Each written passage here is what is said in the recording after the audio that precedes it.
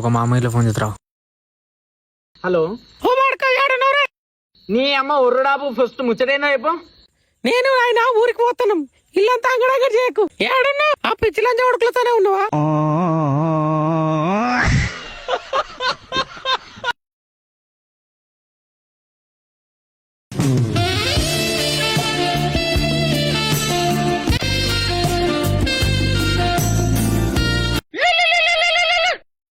Hello, ఇగో నాయన రాలేదు, జ్వరం వచ్చిందని మంచం మీరే అన్నాడు.